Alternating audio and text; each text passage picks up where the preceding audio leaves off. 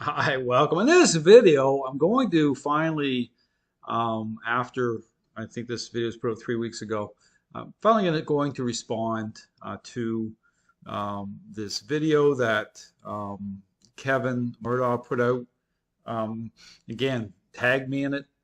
Okay, it's talking about what influence and control really is, and so I'm going to go through this, responding to a lot of these points. Again, focusing on information. Okay, my goal isn't to engage a certain way here, but I'm going to be using this like I have many of my videos in terms of, talking about what defines a process. Again, talk about influence and control.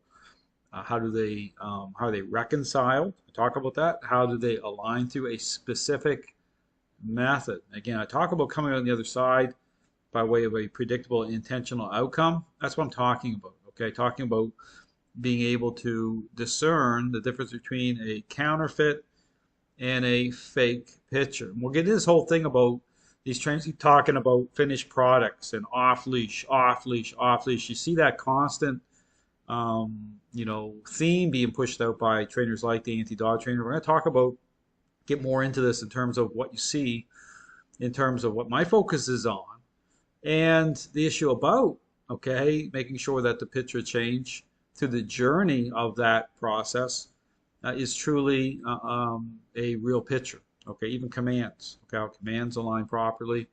Talk about why I don't use commands. Okay, but for a period of time until perceptive dogs change. Okay, then when you say come or sit, okay, the motives that underpin those commands and those responses, okay, they align the right way. Okay, understand that. So there's a sequence here I go through in terms of a process on purpose. Okay, but we talk about this whole thing about leashes, the connection point. I talk about that. I talk. It's a big deal to through the process itself is in terms of how influence and control are reconciled.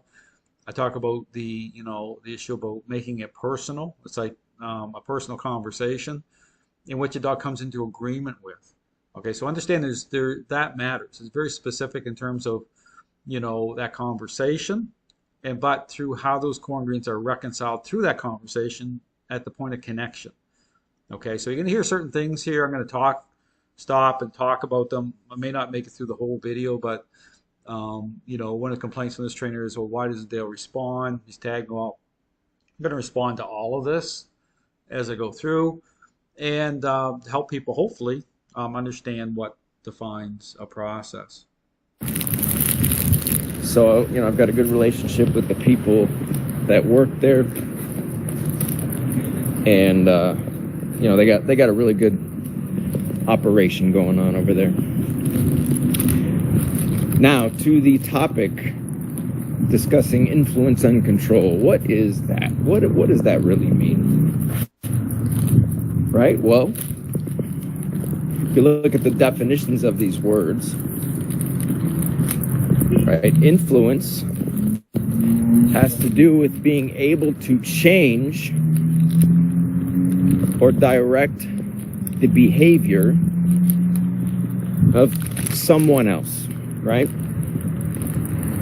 So here he talks about directing, and changing the behavior of somebody else. Now this is getting into this thing about, this is why I use the parenting example so often, okay, in terms of meaningful, okay, what's meaningful, okay, in terms of, even parental influence. And, don't miss the point here, okay, when I talk about this, because this plays into even the issue about appearances, okay, even from like a distance. We talk about, say, for example, getting a dog to wait before they eat their food. Now, how a dog can appear compliant, okay, can appear compliant. But the question I ask you is, can even those responses can be trusted once a relationship problem is already underway? Okay, once that dog is already food aggressive, possessive of that food, okay, can you trust those responses? And how can you bring it to a point of being able to trust those responses, okay, by way of being intentional, okay, by way of those core ingredients coming together? Okay, understand that's really a big deal, okay? So we talk about, I talk about the conversation in between parent and child. Okay, consider the difference between a conversation. So an example I use, a child that's done something wrong, and a parent who's having a conversation about that, say 10 feet away, okay?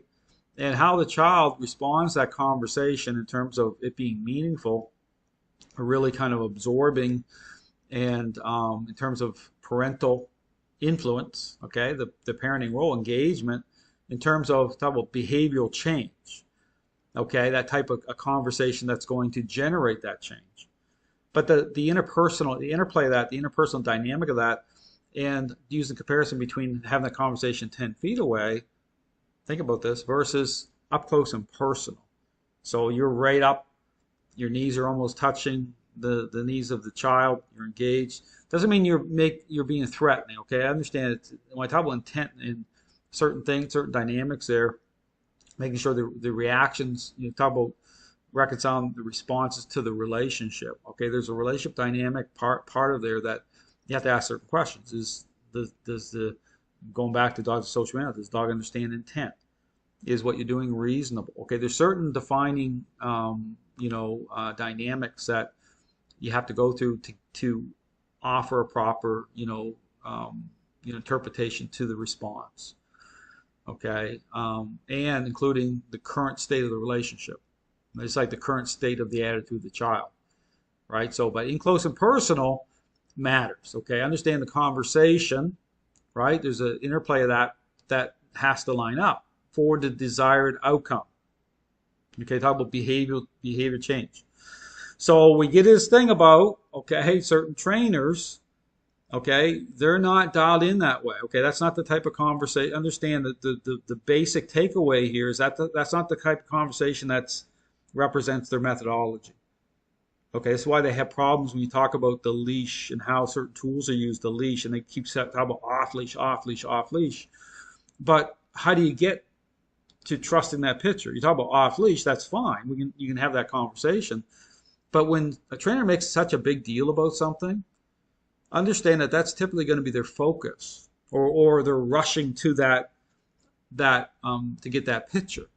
See, it's all about how you think, okay? Not about how you think, but it's about your default foundational setting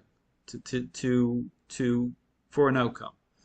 But also knowing what that process itself, okay, how that picture, okay, how to define, what is the foundation? Just like your parenting foundation, what is it? Do you have that up close and personal, or are you more indifferent? You just you have those kind of passing by conversations with the child? Like how you dialed into as a parent, and is it meaningful? See, that matters. Understand that's a big deal. That's one of the things that I would say that's a lot of this, okay? And so when you see these trainers who have trouble when I engage a certain way, ask yourself what's the point of contention? Okay, where are they having the problems with understanding the reactions of dogs, say, or what I'm doing?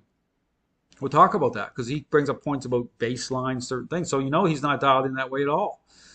And then the question is, well, what's the criteria he's using to define change, or that his off-leash stuff that he keeps going on about is trustworthy, that you can trust it? Like really think about this. So this comes down to how you communicate. We just talked about that, communicate, right? If you are an effective communicator to your dog, and you communicate in a way that makes sense to them. So when he talks communication, now you've taught this thing about verbal. Okay, we're going to get into some of these applied critical thinking here. When you communicate, okay, when you already have have signed a contract, okay, say, when I talk about the 1 percentile dogs, it's like a 100-page contract versus 25 pages with dogs that have a lower level of social need. But when you've already signed a contract, okay, certain expectations have already been set up for the dog within the framework of response itself. So this is why I say when you say sit, certain expectation typically has already been set up. I do A or B, I get C, right? But when you talk about the problems within the framework of response itself, and that's your focal point, and that's how you're lining things up, or saying, okay, these responses are happening. They look great. I just assume that we're good to go. Like, that's fantastic. See, that's the problem here. is say, well, really, are you good to go? Like, what's your criteria to establish that you're good to go? Considering and look at the dog training. So much of it is you'll see a dog that will do a great sit, great down, and 2 seconds later trying to tear someone's arms off. Like, is it really good to go? Like, how you define? Like, is there something wrong with the dog? Like, there's something wrong. It seems like it's contradictory, right? Like you have, because you see it all over the place. Dogs that respond great, but then they have an aggressive moment, and this is why I talk about blame shift, and the trainers are trying to write that off, saying, well, because they don't understand it, right? Because their whole entire framework is within the framework of like just superficial response. But what I go further with it to say, well, no, I understand what the issue is here. It's about the current state of the relationship and what the criteria. Okay, I talk about influence and control, defining that process properly to actually make sure, okay, that in terms of certain responses that they are good to go, that those motives that underpin those responses, the perception of dogs, are actually changing.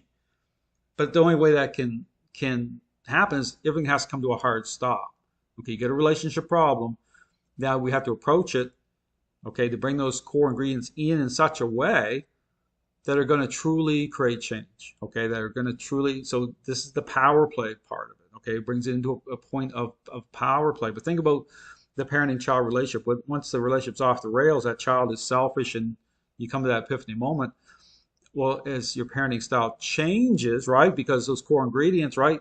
Parental influence, everything's got to come into the authoritative parenting style. It brings into a power play dynamic. Okay, it's not meant to create a war, but the more selfish a child is, the more, okay, in terms of the reaction, the pushback you're going to get, it's going to go into that type of situation. It's just common sense. Just start to think about this stuff, right?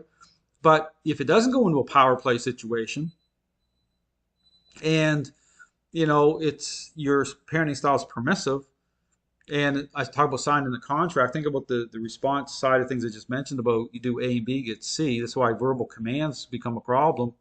If that's your jumping in point, you're not even considering certain things, then just like a selfish child going to a specific parent because why? They get what they want. That's already been established. That you already have a situation that parenting style has been in play. Now you got responses going on. But same thing, consider, okay, is it just about responses that way? Or is it about relationship? It's about what the relationship is built on. This is about, we have to audit your parenting role. We have to put things to the test, right? We have to consider certain things. So the same holds true here. So I'm going to leave it here for part one. I mean, this is something, like I said, encourage you to really think about what I'm saying. I'm going to be breaking down this video. This isn't about getting into cheap shots. See, this is about information. This is about cheap shots going on with this trainer. But even though this is what, like these, but I'm saying, okay, these trainers talk about, answering that question is what's the criteria? You want to talk off leash. Well, we can have that conversation, but how do you know that, like, how's that established? Like from the beginning. See, that matters. This is why, again, these trainers are going about where's Dale's off leash, off leash. Number one is like, why do you keep talking about that? It obviously is a big deal to you. But my thing is, I'll get there. But how did you get there? Like, it's not just about a picture. It's about, is that picture real? Yes or no? And how do you define that? Anyway, thanks for tuning in. I'll be doing a couple more parts. Thanks for watching.